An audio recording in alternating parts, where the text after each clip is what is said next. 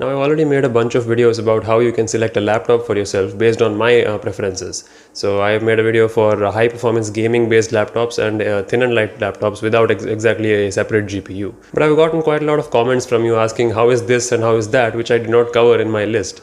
Now, I did mention in those videos that those lists were specifically tailored to my needs. Something like I would buy those laptops if I had, say, 60 or 75,000 rupees today, and I would be buying a new one for myself. So I guess I would make a general listing as to how you can buy a laptop by keeping a bare minimum specs and stuff in mind if you are picking for yourself.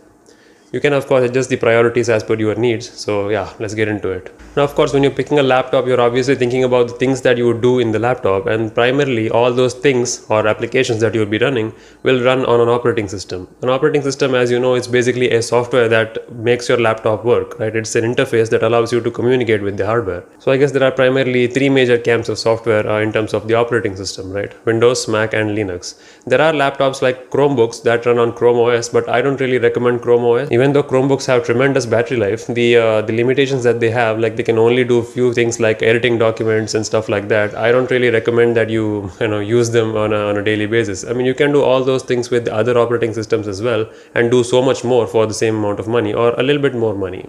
So if ecosystem is not a problem for you, like you have an Android phone and a bunch of other things that are not really from the same platform, then you'll be fine with something like a Windows or a Linux based machine. If you already have something like an iPhone and you want an Apple ecosystem laptop, then obviously you know that Mac OS is the way to go. But if you don't have an iPhone and if you're just wondering whether Windows or Linux and you don't know that much about operating systems in general, then stick with Windows. Usually that's good enough for even beginners. And no, I'm not going to talk about cracking your Windows OS with pirated software and stuff. Don't do that. That's illegal. So hopefully now that you have chosen your operating system, which most likely would be Windows, then you have to think about size and portability, because it's the primary factor that distinguishes a laptop PC from a desktop PC, right? Laptop is pretty much the same as a desktop, but it's portable and it has a small form factor. And the main thing that contributes to this portability is the weight. So if any laptop weighs under 2 kilograms, know that it will be a very lightweight ergonomic laptop that you can easily carry wherever you go. But if the laptop weighs more than 4 kilograms, know that it will be bulky. So if it's something like 2.1 or 2.2 kilograms or something like that, that's fine. You'll have no problems carrying it in your backpack. But if it's anywhere close to 3.5 to 4 kilograms, it will be pretty heavy and unwieldy to carry around with you. One more thing that contributes to the weight is battery capacity, which is another thing to consider when you're buying a laptop.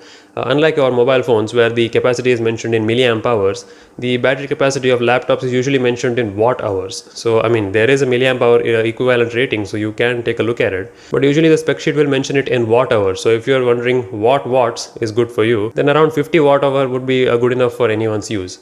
Anything that's below 40 watts would be mediocre battery life. It won't last you more than, say, probably 2 to 3 hours of continuous heavy usage.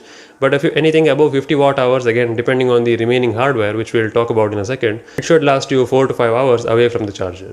Now, since battery life heavily depends on the hardware itself, let's talk about hardware. So since we are talking about a laptop, choosing a motherboard and all those things are out of the window, right? You can't choose your motherboard. The laptop manufacturer picks a board and only gives you options to choose between CPU, RAM and GPU configurations. And of course storage. We'll get to storage later. But first let's talk about CPU. One thing to keep in mind when you're picking a CPU are there are basically two factors that come into consideration. One is the actual clock speed or the base clock speed, not the top clock speed. Like that's where you get fooled. Usually in the spec sheet they'll mention the top clock speed, which is the maximum boost clock that you can get out of that CPU.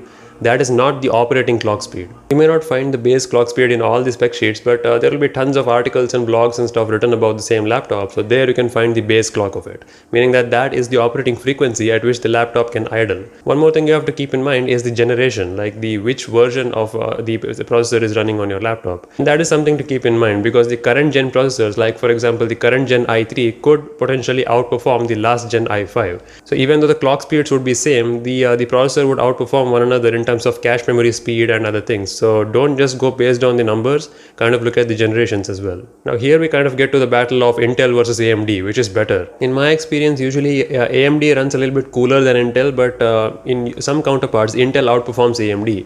Now that's not always the case, so how do you find out for sure? Well, that's where reviews come in. So for example, I watch Dave2D a lot, so you can refer any of these channels to get insights on the actual real world performance of that particular processor in that body, because the body and the form factor also play So watch the review to get a better understanding of how it performs. Let's talk about GPUs. There are basically two kinds of GPUs that you will see, integrated and dedicated. Integrated GPUs are the chips that are present in CPUs itself, so they are integrated with the CPU, so they are not a separate component, and they usually work fine for all applications. The thin and light laptops that you see, they won't have usually an additional GPU because they are trying to reduce the heat that the laptop generates, because the body is very slim, right? So integrated GPUs work very fine for basic applications and even lightweight gaming actually. But yeah, for heavy, hardcore, intensive applications, you will need a standalone separate GPU. Because the integrated GPU will have a limited amount of memory space, whereas a dedicated graphics memory, say 4 GB of DDR5 graphics, that has much more space to process graphical information as opposed to an integrated one. There are also eGPUs available, the external GPUs that you can plug into your laptop and get additional horsepower when you want. I don't really recommend them because, well, first of all, you need to have that separate thing with you, and they only work in a stationary environment. Like if you use your laptop as a normal lightweight laptop when you're carrying it around, but when you come back home or when you come to your desk space, that's when you have the eGPU or the external GPU available, which you can plug it in. Also, you need the Intel Thunderbolt 3 and above, so that port is able to handle the external GPU and communicate with it properly, so you need to have that as well. I guess that kind of brings us to ports, right? Laptop with ports is very important. After all, desktops will have ample amounts of ports, but when it comes to a laptop's form factor, in the attempt of making them slim and lightweight and all that, usually manufacturers skimp out on all the laptop ports. So if possible, get yourself one of these adapters in case you're buying a laptop without any proper ports. But even when you're buying, just make sure that the laptop has at least two USB 3.0 ports.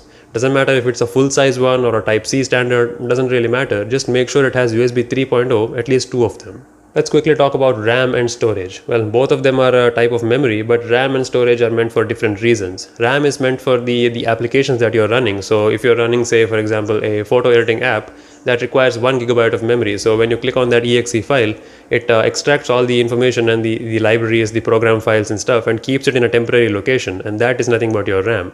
How much RAM you have will define how much applications you can open simultaneously or how fast the application will run. So having more memory is only beneficial to you if you run a lot of applications simultaneously or if you run a lot of demanding applications. So in my experience, 16 GB has been more than enough for any kind of use, and that especially comes in handy if you run heavy applications once in a while, like for example Android Studio or DaVinci Resolve, for example.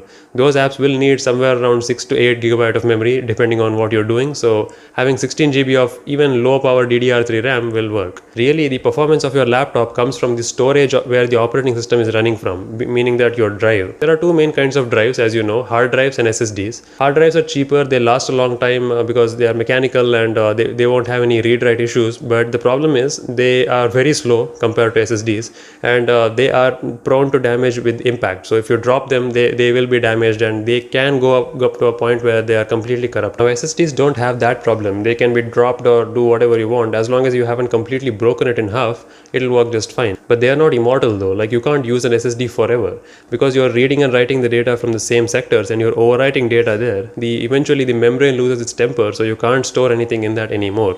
So I recently learned that if you're buying an SSD, it's better to buy a higher capacity version even though you think you don't need that much capacity, because the higher capacity versions won't be incorporated with that much read and write, and you won't be overwriting data that much in those huge capacities anyway, so they'll last much longer.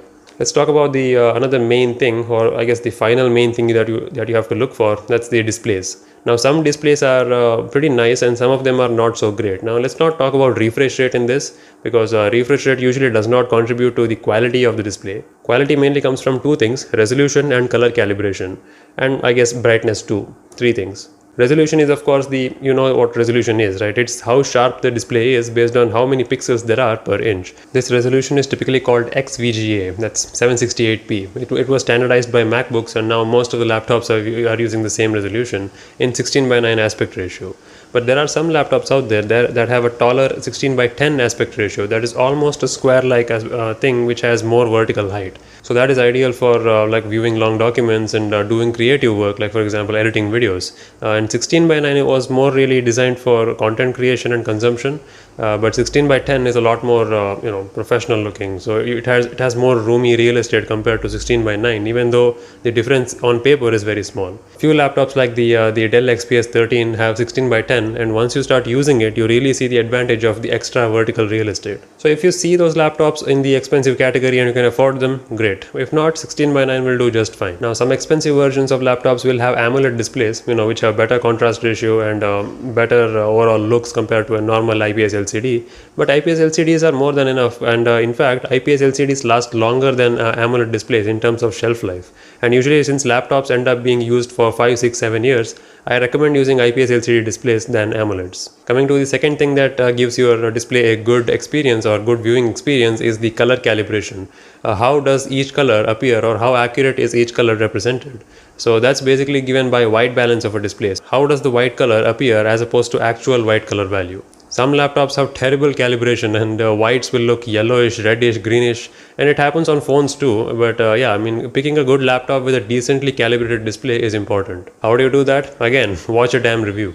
Now, the third thing is brightness. Every laptop's display will go to a certain amount of brightness, and that also plays a role in the experience that it gives you. Usually, the brightness is measured in nits, which is a measure of luminous intensity, and usually 400 nits or above is more than enough for a brightly indoor environment. You can't really take it outdoors because sunlight will vastly outshine that, and you need something more than 800 nits to be able to view outside comfortably, that is. But yeah, usually laptops will be used indoors or a brightly lit room, like for example a sunlit room or the room with bright lights. So in those rooms, these are 400 or 450 nits of brightness which you see on most laptop screen nowadays. They work fine.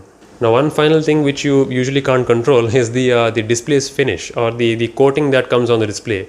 There is a glossy coating usually that comes with most laptops, and some laptops have a matte finish coating. Now, I prefer matte finish coatings because it doesn't reflect anything behind you. So if you have a bright window or something, it doesn't reflect your own shadows and reflections on it. So the display will look better. But the problem with matte finish layers on your displays is that they reduce your peak brightness because there is a extra layer of polarizer in front of the display, right? So they reduce the amount of brightness that's coming out of the screen. But that is a downside I'm willing to live with. I mean, I use my laptops usually indoors under a roof. I'm not on the go like most people are. So it's fine for me. I would rather have a matte finish display with no reflections or smudges than have a glossy finish display with high brightness. Of course, it comes down to your personal preference, so choose what you would like. Sometimes you don't have a choice. You just have to go with a laptop that has the best specs but has a glossy display. What can you do? You have to buy it. That was the case with my old laptop. It had everything I wanted, but the display was glossy and I couldn't help it. I had to buy it. So yeah, it happens sometimes. You can't pick and choose everything with a laptop. You can only do it with a PC.